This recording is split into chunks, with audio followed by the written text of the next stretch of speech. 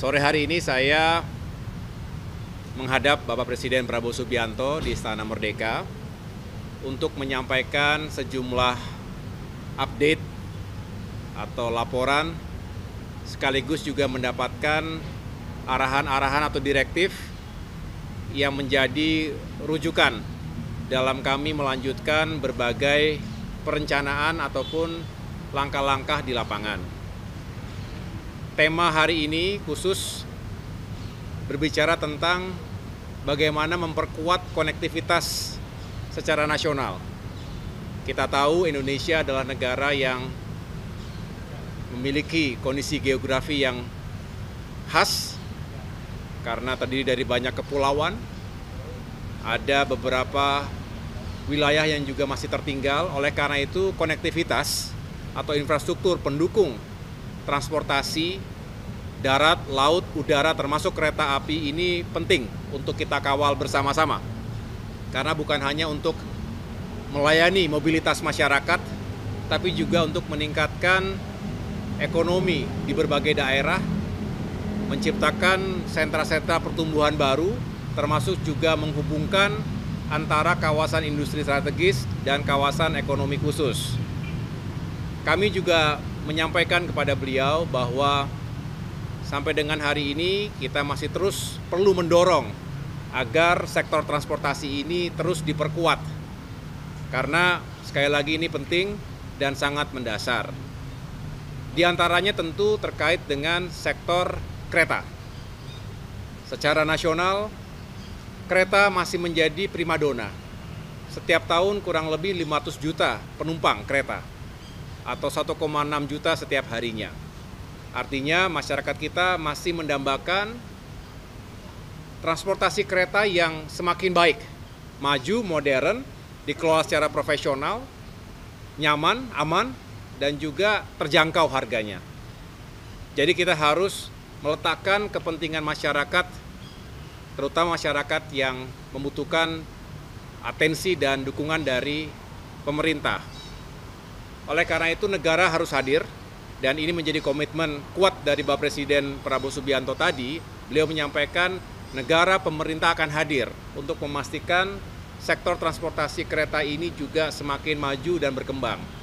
Dan kita harus mengingat bahwa pembangunan tentu tidak hanya di Jawa, tapi juga di berbagai kawasan Indonesia lainnya. Itu mengapa beliau juga menyampaikan bukan hanya memperkuat Jawa, tapi juga Trans Sumatera, Trans Kalimantan, Trans Sulawesi untuk kereta juga harus dibangun. Termasuk tentunya untuk distribusi logistik. Ada komoditas batu bara, ada sawit, dan lain sebagainya yang ada di pulau-pulau tersebut. Nah, ini juga akan mengurangi beban transportasi darat. Dalam berbagai kesempatan saya menyampaikan kepada publik, kepada teman-teman semua bahwa kita juga sedang berusaha untuk menghadirkan kebijakan yang lebih ramah terhadap seluruh masyarakat, terutama dari odol, dari kendaraan-kendaraan yang lebih dimensi dan lebih beratnya. Ini seringkali menghadirkan kecelakaan dan juga kerusakan jalan-jalan yang dilewati. Nah, dengan transportasi logistik pada saatnya nanti lebih mengedepankan kereta dari satu titik ke titik yang lain, ini juga diharapkan bisa menjadi solusi dan sekaligus mengurangi beban jalan raya. Nah, terkait dengan kereta, kami juga tentunya membahas bagaimana kereta cepat yang selama ini juga atau beberapa waktu terakhir ini menjadi hangat diperbincangkan. Kita pastikan, tadi Bapak Presiden menyampaikan bahwa terkait dengan kereta cepat Jakarta-Bandung, tentu negara pemerintah akan hadir. Dan kita melibatkan semua pihak. Tadi siang bertempat di Kementerian Koordinator Bidang Infrastruktur dan Pembangunan Kewilayahan, kami menggelar rapat koordinasi. Tadi saya mengundang Menteri Investasi yang juga adalah CEO Danantara, Bapak Rosan Roslani, dan jajarannya, kemudian Menteri Perhubungan Bapak Dudi Purwagandi dan jajarannya, termasuk para pejabat di Kementerian Koordinator Perekonomian dan juga Kementerian Keuangan. Kami sepakat untuk menghadirkan solusi yang terbaik, yang paling visible, yang paling eh, baik untuk semua. Semua ingin mengambil peran, mengambil bagian dari tanggung jawab untuk melakukan restrukturisasi keuangan kereta cepat Jakarta-Bandung.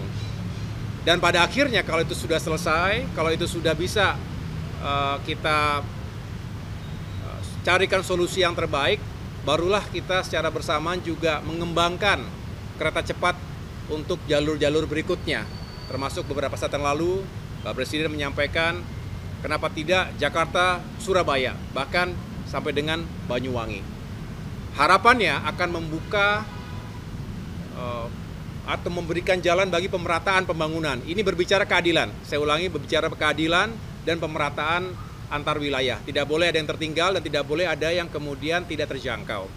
Dengan demikian kami tentunya optimis atas arahan Bapak Presiden Prabowo Subianto, segala permasalahan atau isu yang sedang berkembang ini bisa dituntaskan tentunya bersama-sama dengan pihak Tiongkok, dan juga pada saatnya kita bisa mengembangkan lebih lanjut untuk kereta cepat, termasuk melakukan reaktivasi rel-rel kereta yang sudah tidak lagi aktif, dan ini sangat mendasar sekali lagi untuk pertumbuhan ekonomi dan kesejahteraan masyarakat kita. Demikian penjelasan dari saya. Terima kasih.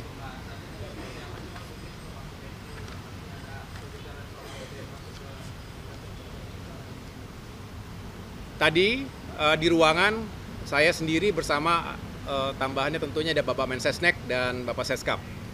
Secara umum yang kami bahas tadi di Rakor yang kami selenggarakan di Kemenko Infrastruktur juga inline, sejalan dengan apa yang menjadi arahan Bapak Presiden. Tentu nanti pada saatnya akan lebih dijelaskan.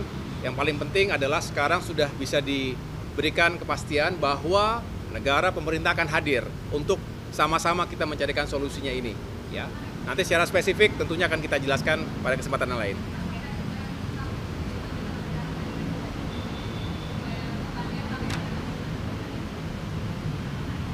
Ya, itulah nanti saya sampaikan bahwa pemerintah APBN juga pasti akan menjadi bagian. Tetapi untuk seperti secara spesifiknya nanti akan kami sampaikan pada kesempatan yang lain. Yang jelas kita tadi berbicara infrastruktur seperti halnya di banyak negara, infrastruktur transportasi termasuk kereta itu juga tentunya negara hadir di situ. Ini. Kenapa? Saya akan terus berkoordinasi dengan Danantara dan nanti secara teknis dan pelaksanaannya akan kita tentukan berikutnya. Tetapi saya secara khusus juga terus berkomunikasi dengan pihak Tiongkok juga.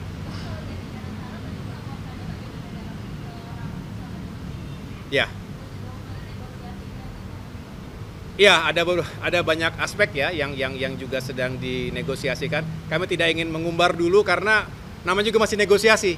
Karena begini teman-teman, mohon dimaklumi, negosiasi juga perlu ada ruang dan diberikan sekali lagi proses yang juga mudah-mudahan bisa menghasilkan yang terbaik untuk kita. Karena prinsipnya adalah negosiasi untuk yang terbaik untuk Indonesia, pasti begitu.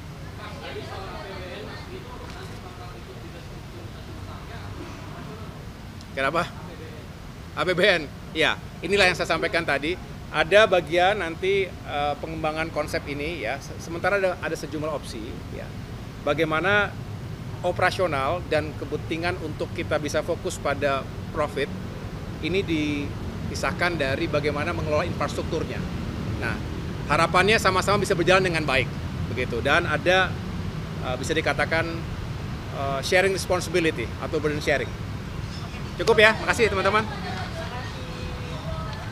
Oh enggak, Pak Jonan setelah itu kenapa? Oh enggak. Beliau setelah saya tadi. Iya, tadi ketemu aja, salaman aja. Ya. Makasih ya.